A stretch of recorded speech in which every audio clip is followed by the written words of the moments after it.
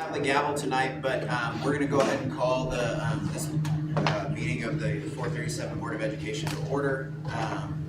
We'll start with the open forum. Is there anyone signed up for public comment tonight? Okay. So we'll go on to opening items. 3.01 is roll call. All members are present. On to 3.02, approval of the agenda. Move approval of the agenda. Second. A motion and a second to approve the agenda. All those in favor? Motion passes 7-0. We'll move on to section 4, disposition of business by consent. I'll move the Board of Education approve business by consent, including payment of bills in the amount of $6,147,085.98. There's been a motion and a second. All those in favor? Motion passes 7-0. Move on to administrator reports. 5.01 is. Hey, Tucker, hold on 1 second. So obviously we've got the show on the road tonight. So here at Indian Hills Elementary, Board of Education members got here just a little bit early and had an opportunity to tour the place. Chelsea Schmidtline, the principal, is here. She just wanted to say a couple of words in regards to some of the changes and the upgrades that took place as part of the bond election. So since we're here, I'll turn the floor over to you, Chelsea. Hey, thank you guys. We were really excited when Scott asked a couple months ago or so if we could be here. And I was like, yes, I'm putting a Christmas tree up, so please come. So we're excited to have you guys. So we're standing here in our collaboration space, and this space is used constantly. There's not a day that goes by that you don't see kids, big groups of students that are coming and going through this space. So we really, really love it. And then all the rooms that are right around this area are our specials classes. So we have our music room, our library, our counselor, and then our art studio right behind us. So it's just an awesome space. And then along with the pre-K and then our special education suite that they all saw, it's been a really, really nice addition. So we're very grateful for the projects and the bond dollars that went to do all of this work. So thank you. As a compliment to the board, we will have next school year more early childhood students here at Indian Hills than we've ever had before. And that's the plan in each of our schools and throughout the program across the district. So I know you've been excited to get very full material. So yeah, great stuff. So, yeah, thank you for hosting this. Appreciate it. Thank you. Okay, administrative reports. Thanks, Tucker. Yeah. Anybody want to guess how much money was spent for the by contract? 44. So we're getting close. So it's good news. We've got Pauline South is coming up. It's out for bid right now. Bid date's on the 23rd. We're gonna have the internal review on the 8th, and then come back to you for approval on the 20th. And that will wrap up all of the bond projects from design and preparation to execute. So huge milestone. It's been a really good 3 years as far as making decisions. We still haven't finished yet. Pauline, just a couple of things to note that what the spring semester will look like is that both Auburn and Pauline South, the collaboration groups, and all these schools, they are in board of the 2 wings of the schools, and so we're going to take over those 2 collaboration and work together with the principals to make sure that we have homes for everybody. We think that's going to help us. That's usually where the most extensive work is going to happen. So we're going to get access to those, and then we'll seal off the building. But it was appreciated working with both principals to find flexibility. There's more room for Auburn than there is in South, but we were able to figure it out. We're going through this spring also just the final touches on furniture and testing. It's just going to keep on doing the blocking and tackling and make sure everything gets executed. And so there will be work going on in your buildings this spring, so there will be some of that that's there. But that's really the update of what's coming up in spring, and Pauline South should put us right over that threshold where we run out of time and money at the same time. So, questions? So Wanamaker right now, they demoed outside and they have the pad done. Are they doing more work right now? We're Or waiting on approval. Okay. For the review process. city, so. How's the multi-purpose? Still tracking. I started to get comments by people all being out there using it. So what's that building? Yeah. I figured that one we'd get Yeah. the most question it was over, you know? That's gonna be a building that looks like it's not done, looks like it's not done, and all of a sudden it's just done, because there's not a lot to do. Right. We also turned over the ordinance. Yep. Punch those And two Jay one Shire blocks. was last week.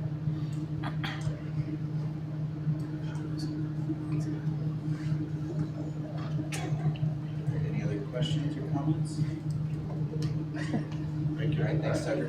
All right, we'll move on to section 6, which is items for discussion. First up is 6.01, which is the WRHS Site Council recommendations. Ed, I think you're taking the lead on that. Well, I'm going to briefly introduce the people that are taking All right, part on it. And rather than being an indication of the adults on our site council not wanting to be a spokesperson, which could be reasonably inferred, it was our collective judgment that the students would probably be the best to describe the deliberations of the site council and the recommendation that we'll make to you this evening related to cell phones this evening. So it is my pleasure to introduce Enzo Cabrillo and Anisha here. They'll be coming up and giving the presentation. I have a handout I'm going to be giving you. This is what we reviewed in our last site council meeting. We also have 3 additional site council members here this evening. Alex Glasshauser, who teaches the Washburn University School of Law, Shane Kochi,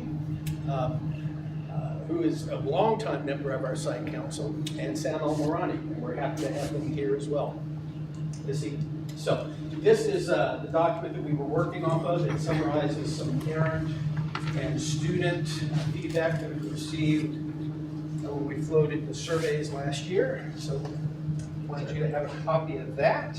And then Enzo, Anisha, you guys can launch whenever you're ready. So today we're going to be talking about our cell phone policy for the school. And this is coming directly from our site council. And so if you already didn't know, I am the Cabrillo at Auburn-Washburn High School. My name is Anisha Deer. I'm our site council's president this year. It's a pleasure. So what I'm going to do is really quickly, I'm going to give an overview of what we do and where we are. So mainly our purpose for the entire school is to help uphold and implement successful programs like rewrite codes that are in the planner or for the entire school. It's also like general maybe the entire school for programs like the Renaissance Parks. So currently we have many different people in there. There's students, we have administrators, we have parents, teachers that are in the family.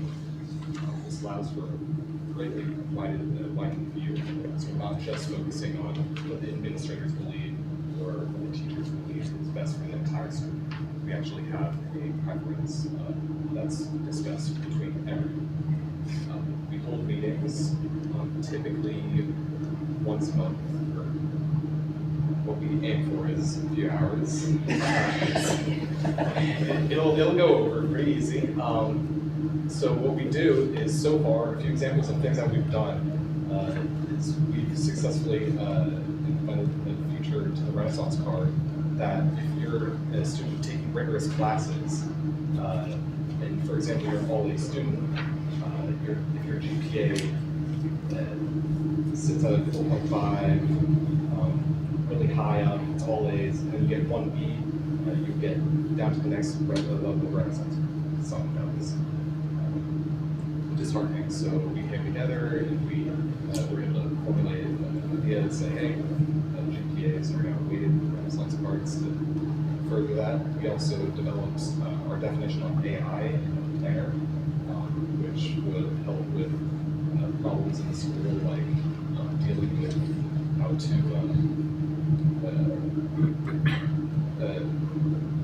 use of AI, getting how to figure out what we should do better. So their definition was established within one of those meetings, and we're also discussing for quite a while our cell phone policy. We're able to rewrite some of the wording. Alright.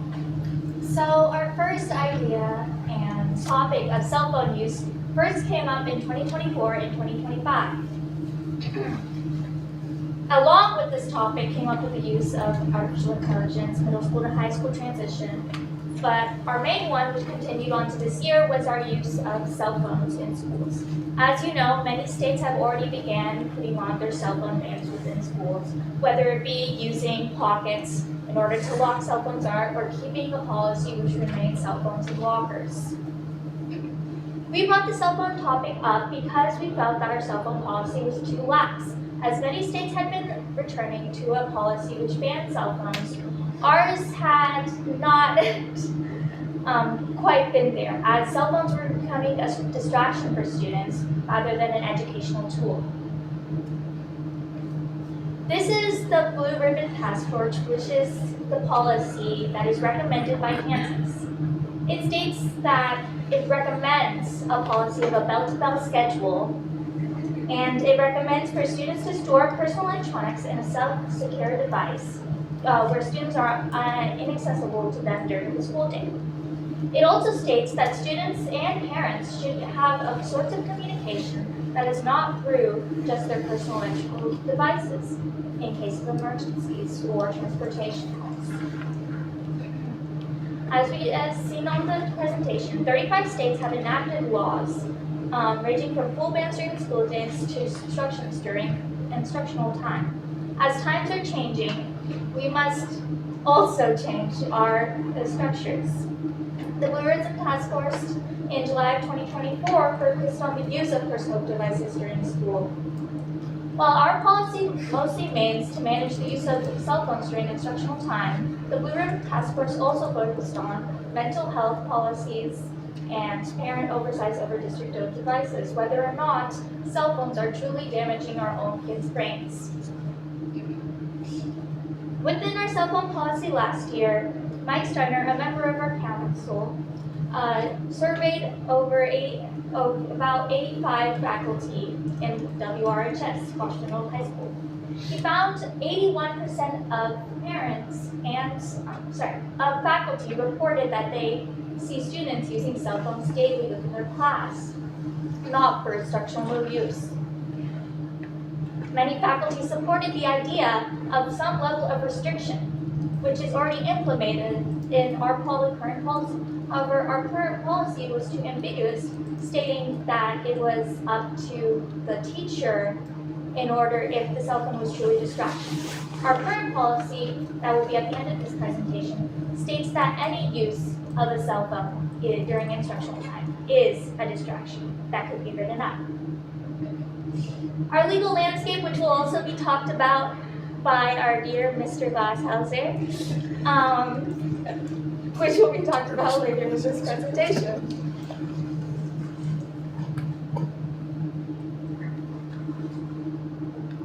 So even more to add on to this, we decided that we would conduct a second survey, since the first one not only had only focused on the faculty side, but didn't have specific enough questions. There were a lot of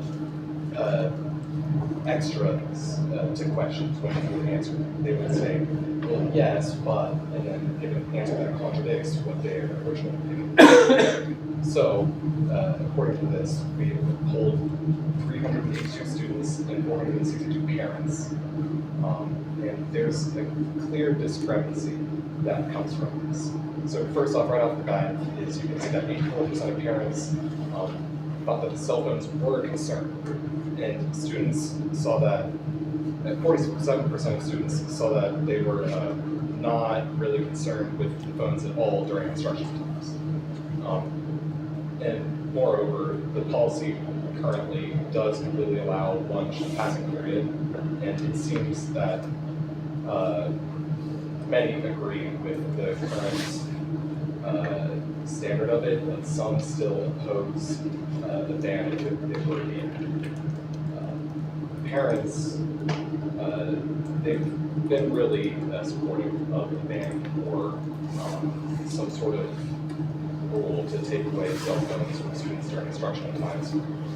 They do think that it is detrimental to their students' lives. However, things like accessing their phones during an emergency is highly important for not only the parents but the students. Students actually overwhelmingly wrote that the main factor of why they wanted their cell phones in class or near them was because they might need to contact their parents.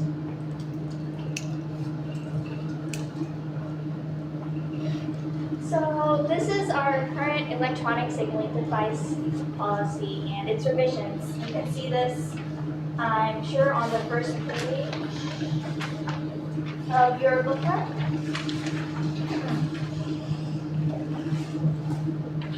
And if it's not there, we have copies of it for you.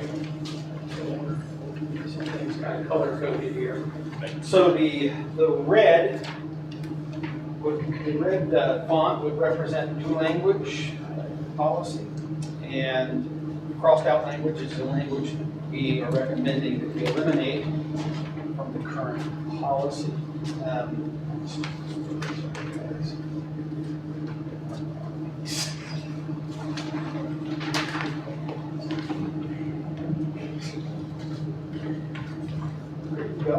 And so, before I go over it, this may be an opportune time to have Alex come up and talk to you a little bit about the legal considerations that we delved into during the exploration of this topic last year at the Site Council. So, Alex, you have the floor, sir. All right.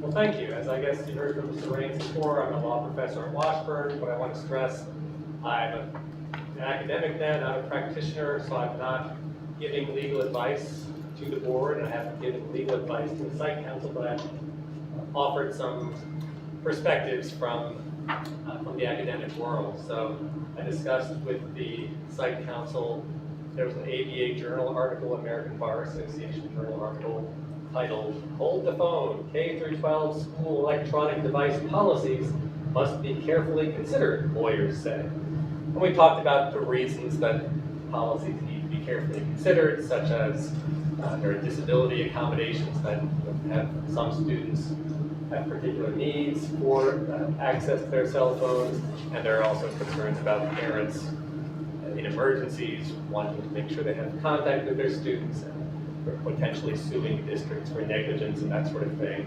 So obviously, I mean, these policies need to be carefully considered.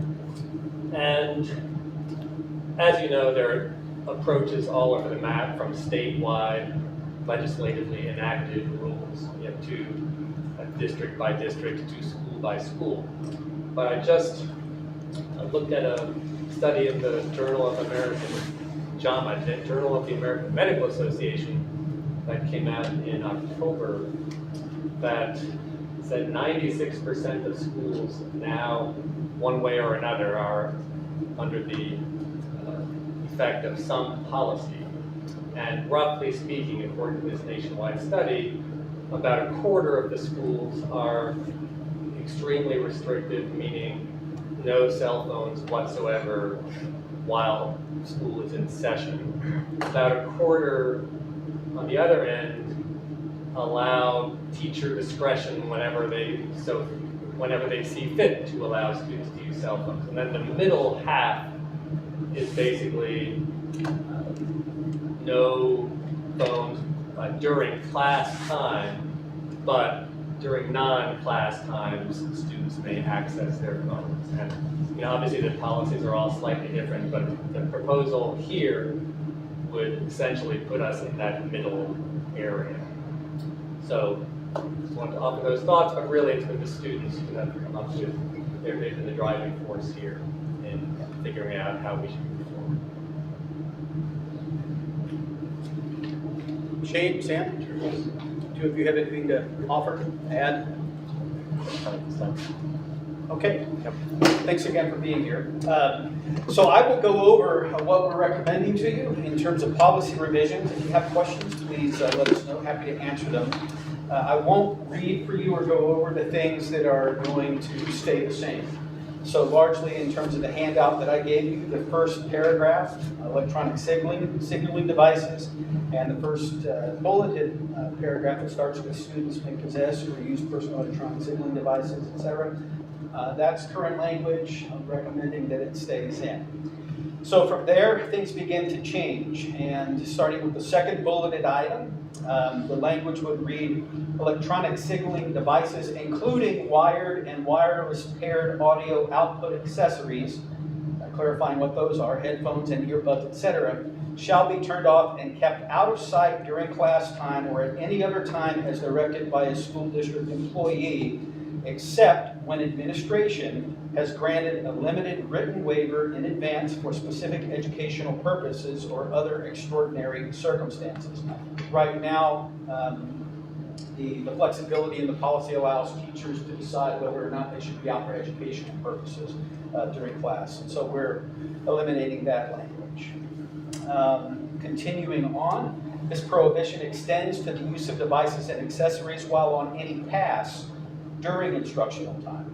Devices and accessories shall be permitted during advisory periods, lunch, and advisory. And continuing with the third bulleted paragraph, violations of this policy shall be subject to progressive discipline. If a student uses electronic signaling devices and or paired audio output accessories during the instructional period, the student will be referred to their administrator and a discipline point assessed. The student's right to carry such devices and accessories may be revoked by administration for subsequent offenses. Other consequences outlined in the school discipline policy may be applied when appropriate for any other misuse of said electronics. And then the fourth paragraph we just clarified to include the audio accessories policies as well. So that is essentially the recommendation that we are making this evening. We did talk at length about whether or not they should be kept in the lockers, and the consensus seemed to be from the parent surveys, from the conversations that we had at site council, that that's not what parents or kids wanted. They wanted the cell phones to be in proximity to them, although turned off out of sight so that they weren't interrupting instruction. So, questions? I have a question. Why did we specifically say audio output accessories? I guess maybe I'm not fully familiar with electronic signaling devices. Does that include things like your watch? But then the audio accessories are separate, not considered electronic signaling devices. Right.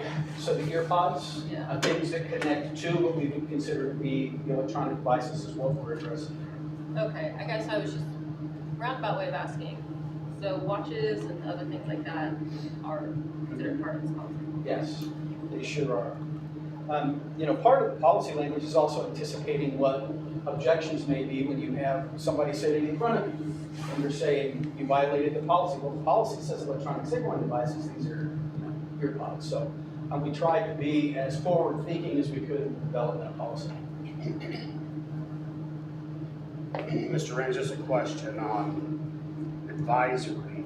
Would this policy still allow a teacher in advisory to not be able to allow the kids to still keep them off? Or is it saying they can use them in advisory no matter what the teacher thinks? It's saying they can use them in advisory. I believe, isn't that what? It's what it's saying, but what I'm saying is what if a teacher in advisory didn't want to use it?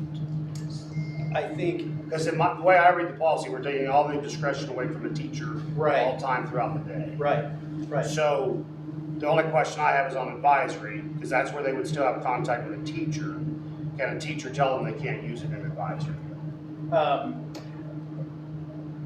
I think the intention, Mr. White, was for kids to be able to use their cell phones during advisory.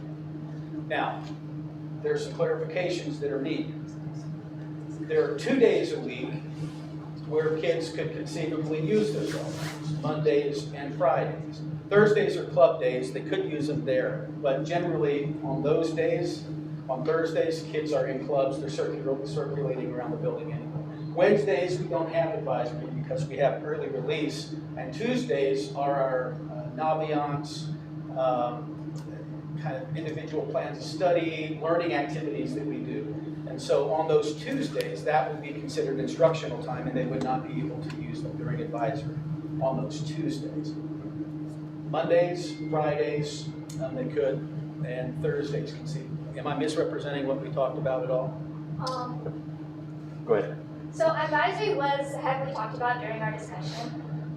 One of the policies that we were thinking of is we have advisory kept in the clause as where you could use it during, you could use your cell phone during this time, but we were thinking for the next year, maybe this would change as time progresses and as we see other states as well as use cell. Yeah, just to piggyback off that a little bit, I think kind of the final consensus was we left advisory in there for now, knowing that this policy can be updated if it becomes a problem. So because there were so many periods of downtime, if you will, where it wasn't strictly instructional time, we felt that that was a good concession to make it this time. I don't have an issue with it being included. What I would probably take issue is if a teacher for a specific advisory session didn't want them using them. And I don't know what that circumstance could be, but I would not take the discretion away from an advisory teacher to say to the students, they can't use them this hour. That's the only thing that I'm thinking, because when I read this, there's no discretion of the teacher whatsoever in this policy, even in advisory. Right. I would give them the discretion in advisory if they wanted it. Okay. Because there may be a specific instance when a teacher may say, we're not gonna have them on today for this advisory period. I don't know what that could be, but I'm just thinking that to me it's very clear. I don't have any disagreement with that, but I don't know if I'd take that discretionary away from a teacher in advisory, should they have a reason they wanted to be on. Yeah, and that's a simple language tweak. Right. And that's very, very. That's the only thing I saw. And the only other thing I'll just take a little bit of humor with is, I love the statement at the bottom, the Kansas legislature is expected to pass a bill in January that will require school districts to ban student cell phones. I want to know who wrote that, because I would never expect the Kansas legislature to do anything for sure. There is a bill that's going to go through the legislature, and it has quite a few sponsors, particularly on the Senate side, but I wouldn't say that it's necessarily going to pass. I'm not convinced yet that it's going to just yet. I had a question following up on, or a little bit of Mike's thinking is, did we talk about a system of how to communicate to the students? This is, like a stoplight system, cell phone use red, cell phone use green, so that it's not just verbal, but there's a visual cue, because if there's some discretion on it. And so, because I looked up some of this stuff, I ran it again, and they talked about one of the things about some of these policies to have a visual cue, stoplight system to signal that the phone expectations per that class or per that situation. And then, do we have any have you guys looked at enforcement beyond simply the instructor catching, RF detectors, anything like that? Because there's a couple of areas of argument for the students, and they said, well, I didn't know I could use it in this class. If there's different, and then, no, I wasn't using it, and then, and should we be looking at something? Or if it's not that big of a disruption, we don't need to, add it, but maybe give if we do have some issues with it, do we need to explore options for the teacher so they have some independent resource for them to say, yeah, the kid was on the cell phone. They're like, no, I wasn't. Just thoughts. Yeah, I mean, regardless of what the policy is, the experience has been that someone's going to try to game it. Of course, try to get around it. And so you tweak it, you adjust as you go along. We thought that perhaps this was a pretty good place to start. Sure. We tighten up as we go. Yep. And to add to that, I think part of our reasoning with this policy was to not make it overly burdensome to classroom teachers. They're having to police it all day, and they're spending a large portion of their time in the classroom having to police cell phones. Then our policy kind of backfired.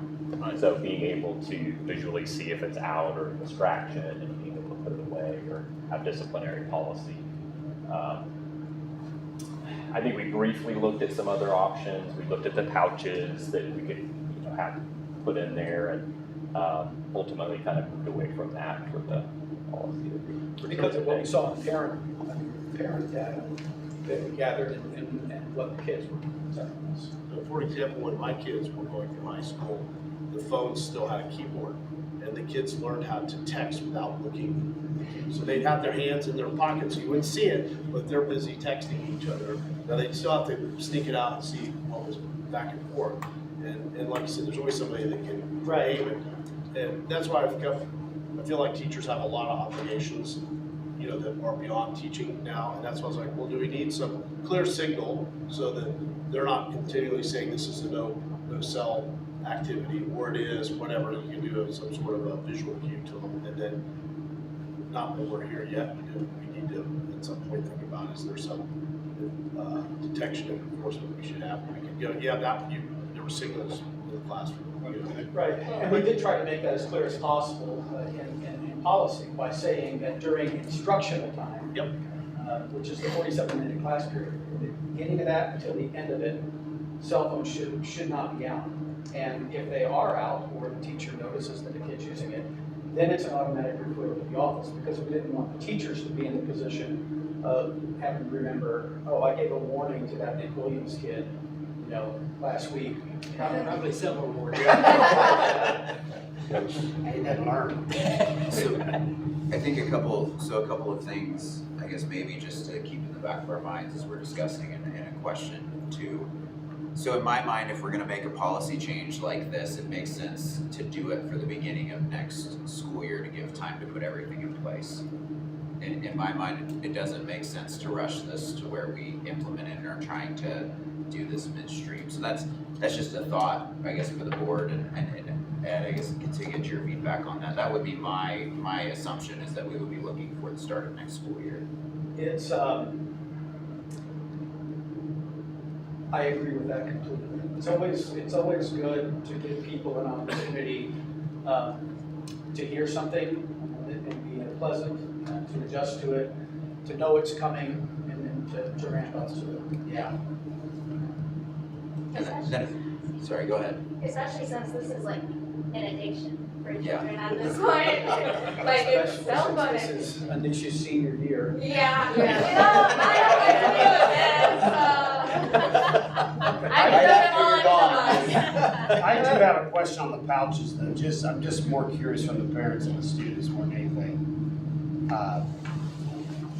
Help me understand why you wouldn't use a pouch, because to me, if a pouch is issued, I assume they would be issued to the students and they would put those in there, they'd set them on the desk or something right there by them.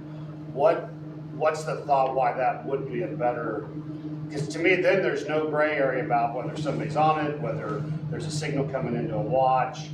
I've only used the pouches one time at a concert and I was blown away when I walked in and I put my cell phone in the pouch. But what's the thought behind not using the pouches? Is it more administrative?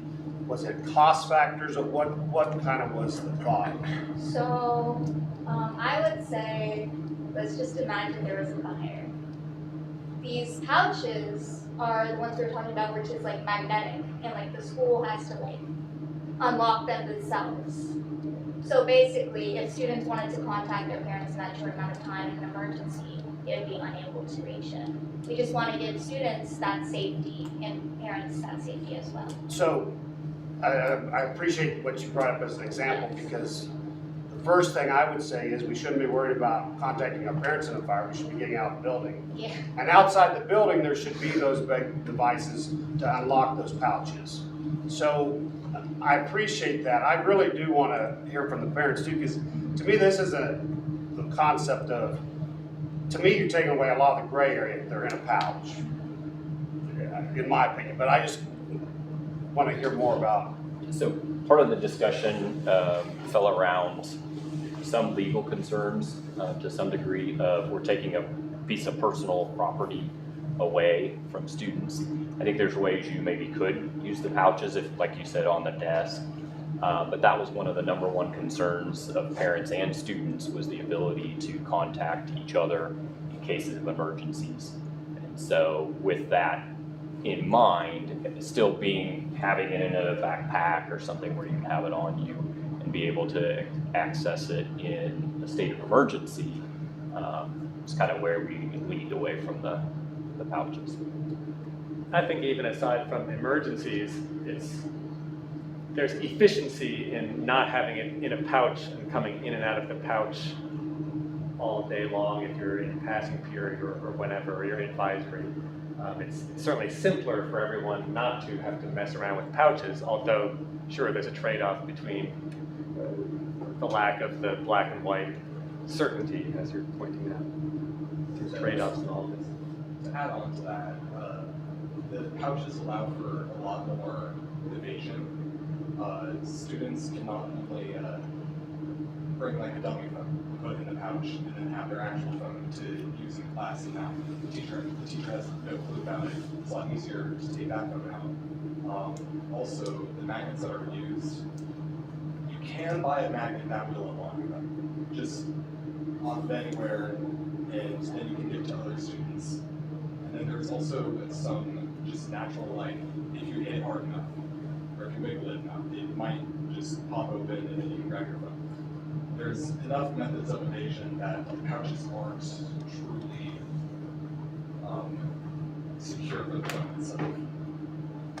And so it's not only the junior representative on site council, there's also the deviant representative. It's like, so was the same consideration then, you know, with the Blue Ribbon report that came out, it talked about leaving cell phones in lockers besides in passing periods. You talked a little bit about that, but why was that decided that it was not a good option at the high school? And granted, I don't have kids in the high school, I haven't had kids in the high school, so would really like to know from both the parent and student side what that conversation was. From the parent side, it's mostly about communication. I mean, I know, like, the argument is that a lot of parents would just email their kids, right? Or call from the intercom. But the thing is, we're so used to texting on our phones, we're used to communicating using those text messages. So that's kind of the reason. I think another piece of it was just logistics as well, honestly, Jeremy. Rich, how many 100,000 square feet do we have in the building now? It's 300 and what? 370,000 square feet in the building, and kids have 5-minute passing periods. So if they're keeping their phones in their lockers, some of them on the second floor, they don't have classes on the second floor. It's meaning they're going upstairs to try to access them between classes. That's going to create issues, not just with cell phones, but also with them getting to class on time. So. Another point, oh, sorry. I actually wasn't at the site meeting with them, so when these decisions were made, so I don't want to appear that I'm batting against my team.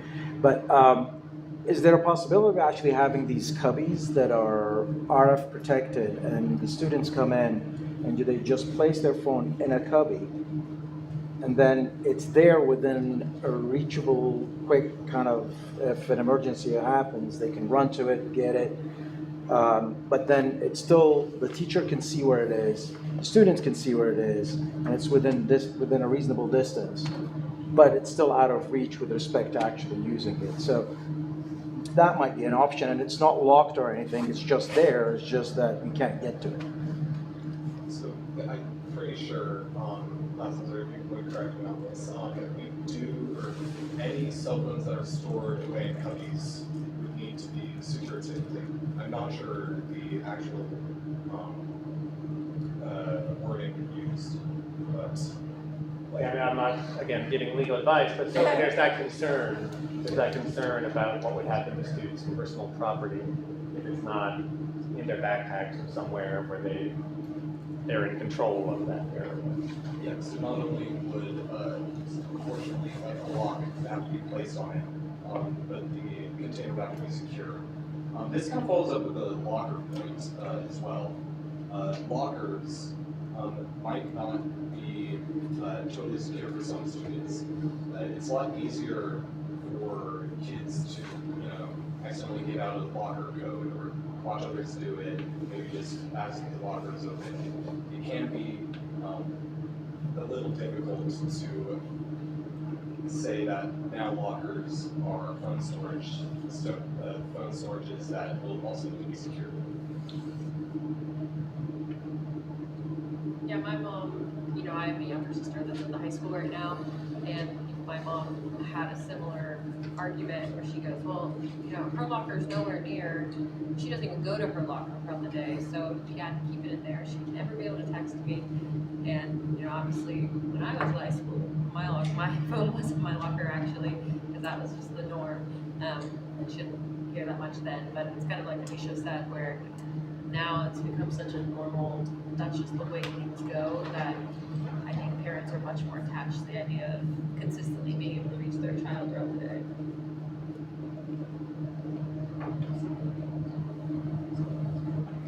Questions or comments? Thank you guys for all your work on this. I know you've spent a lot of time talking about it. Thank you for taking the time to present it to us tonight. And we'll probably be coming back with some more discussion and possibly an action item here in future sessions. Round of applause for our presenters.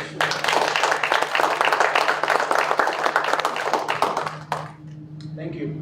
Thanks. Appreciate it. Move on to 6.02, which is the January 5th, 2025 or 2026 Board of Education meeting. Yeah, so just an idea to share with the board. So historically speaking, we're meeting tonight. We're going to be away for 2 weeks on winter break, and then that's the first week back. There typically has not been a lot of business to do on that very first meeting in January.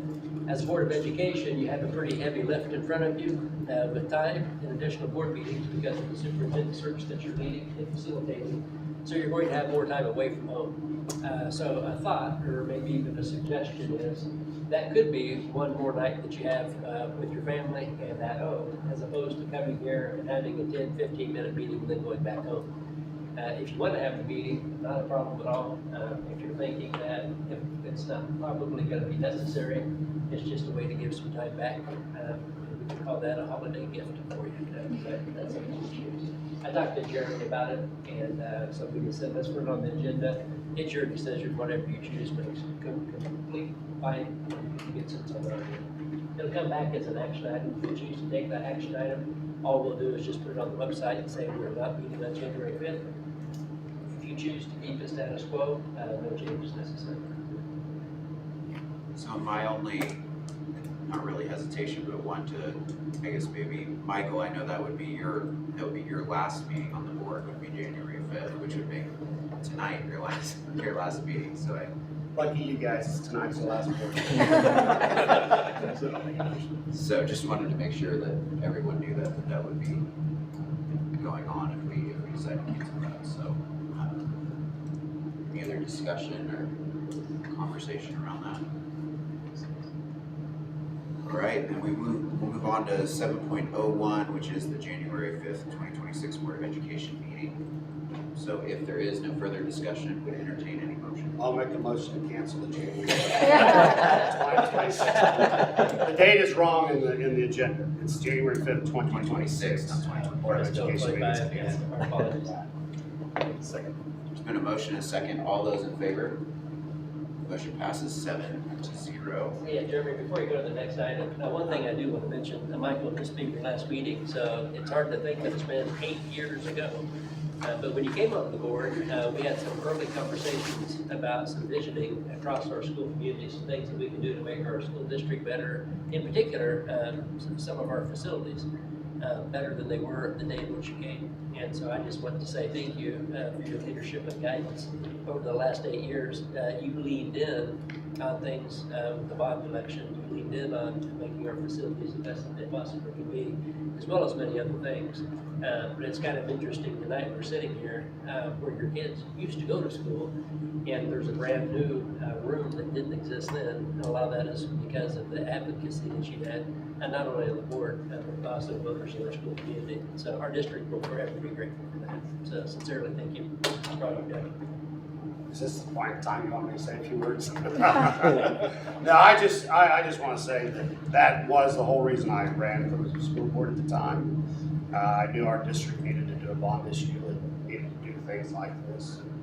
It is full circle for me. You know, my kids came here, loved the school district, and you know, we worked hard for the kids. I got the privilege, the board elected me president when we passed the bond issue, and we put a lot of time and effort into it, and it's going to be great for our community, our district, and everybody. So It's been a privilege, I've enjoyed it.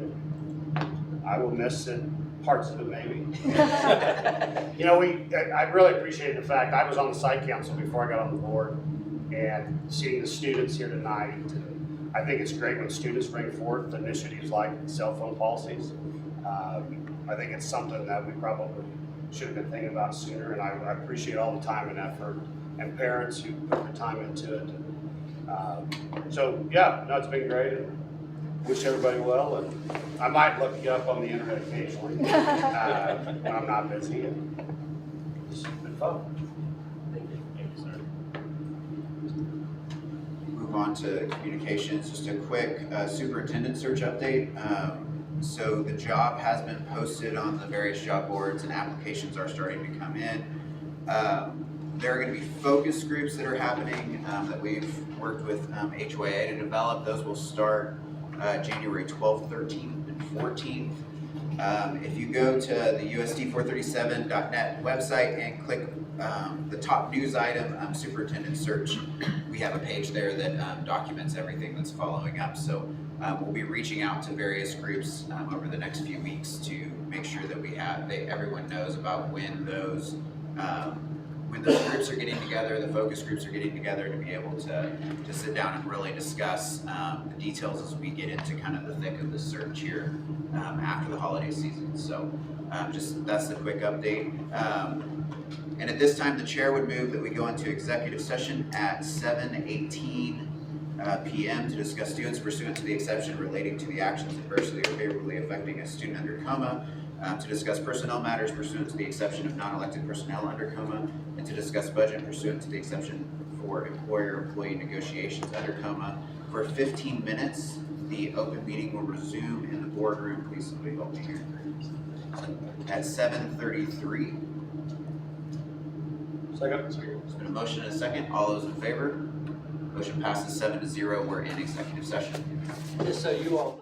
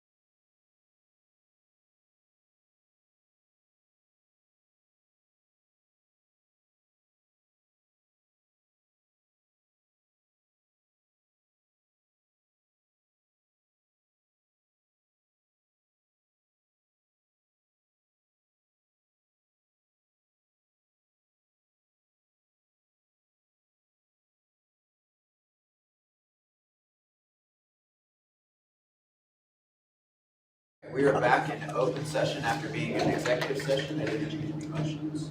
I move the Board of Education releases the certified staff member, their contract discussed in executive session. There's been a motion and a second. All those in favor?